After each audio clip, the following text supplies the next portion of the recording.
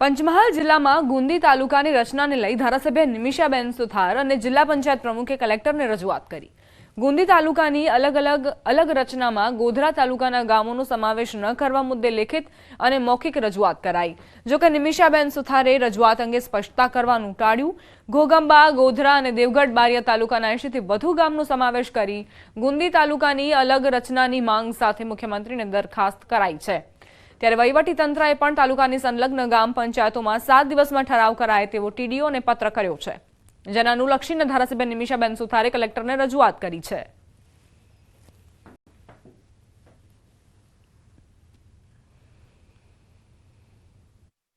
વિષય અમારો જે હતો વિસ્તારનો અમે રજૂઆત કરી છે પ્રમુખ સાહેબને અમારા મત ક્ષેત્રના બધા એ વિશે મારે કોઈ અત્યારે વાતચીત કરવી નથી। મારા મત ક્ષેત્રનો જે પણ પ્રશ્ન હોય એ પ્રશ્ન માટે કલેક્ટર સાહેબને મળવા આવ્યા હતા અને એનું નિરાકરણ થાય એની માટેની રજૂઆત હતી। સમાચાર કચ્છથી ભુજના કંઢેરાઈ ગામે પહોંચી એનડીઆરએફની ટીમ બોરવેલમાં ફસાયેલી ઇન્દિરાનું રેસ્ક્યુ ઓપરેશન ચાલી રહ્યું છે। છેલ્લા 17 કલાકથી ઓપરેશન ચાલી રહ્યું છે। બીએસએફ અને એનડીઆરએફની ટીમ ખડેપગે છે। 500 ફૂટ ઊંડા બોરવેલમાં ઇન્દિરા ફસાઈ છે, જેનું રેસ્ક્યુ ઓપરેશન ચાલી રહ્યું છે।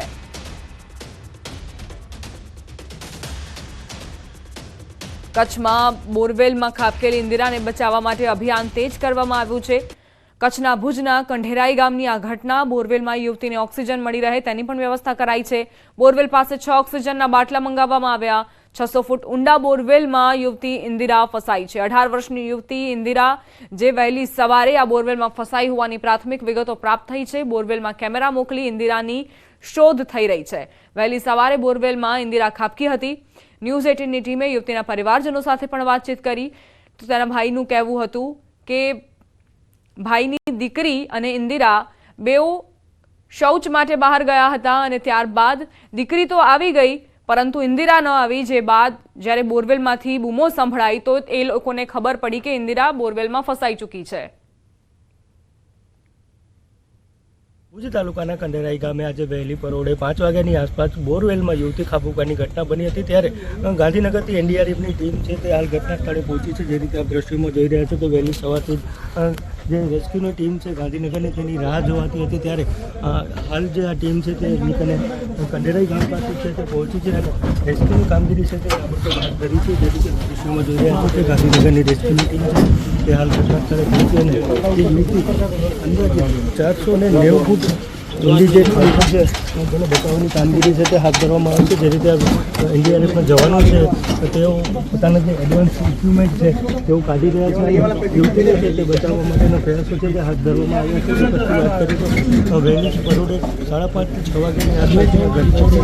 હાલ જે છે એનડીઆરએફની સાથે મળી અને ત્યાં કામગીરી જે જોઈ રહ્યા છો કે ગાંધીનગરની જે એનડીઆરએફની ટીમ છે તેના દ્વારા યુવતીને બહાર કાઢવાના પ્રયત્નો છે તે હાલ હાથ ધરવામાં આવ્યા છે। એટલે ચોક્કસથી કહી શકાય કે વહેલી તકે યુવતીને હાલ હવે બહાર કાઢવામાં આવશે તેવી શક્યતાઓ વર્તાઈ રહી છે।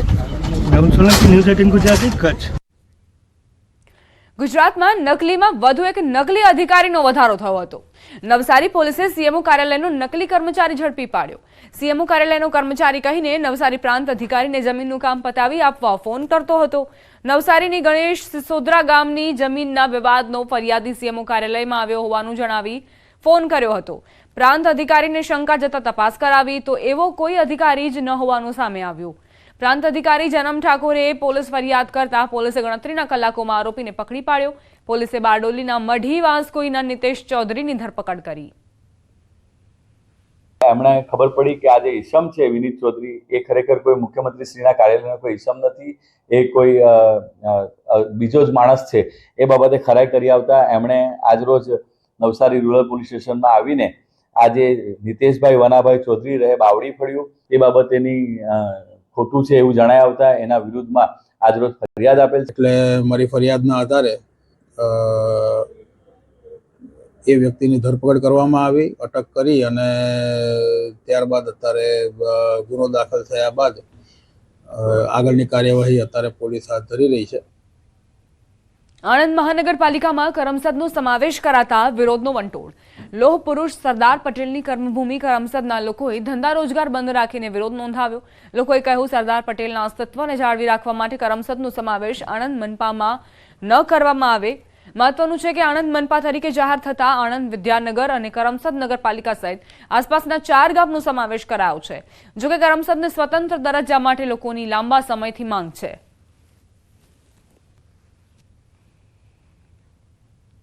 નર્મદા જિલ્લાના રાજપીપળામાં હરસિદ્ધિ માતાના મંદિર સામેથી લારી ગલ્લા હટાવવાને લઈને નારાજગી જોવા મળી રહી છે. પાલિકાની ટીમે વહેલી સવારે પોલીસ બંદોબસ્ત સાથે દબાણો દૂર કરાવતા નાના ધંધાર્થીઓ રોષે ભરાયા. ધંધા રોજગાર છીનવાઈ જતા લારી ધારકોએ ધારાસભ્ય ચૈતર વસાવાને સાથે રાખી રેલી યોજી અને પાલિકા કચેરીએ પહોંચ્યા. જોકે રેલીને અટકાવતા પોલીસ સાથે તૂતુ મેમેના દ્રશ્યો પણ સર્જાયા અને શાબ્દિક ઘર્ષણ થયું. જોકે બાદમાં પાલિકા ચીફ ઓફિસરને રજૂઆત કરવામાં આવી. અધિક કલેક્ટર મુસ્કાન ડાંગરે ફરી લારી ગલ્લા ખુલ્લા મૂકવાની હૈયાધારણા આપી છે.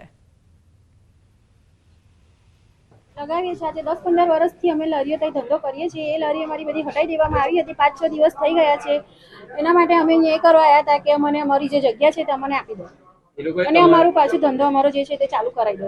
એ મેડમે એવું કહ્યું છે કે તમને ગુરુવાર લગીમાં અમે તમને અમારું જે પેન્ટિંગ ને બધું જે કરવાનું છે તે કરીને તમને અહીંયા મીકાઈ દઈશું. તમારી જે જગ્યા છે તમે અહીંયા લારી તમારી મીકાઈ દઈશું.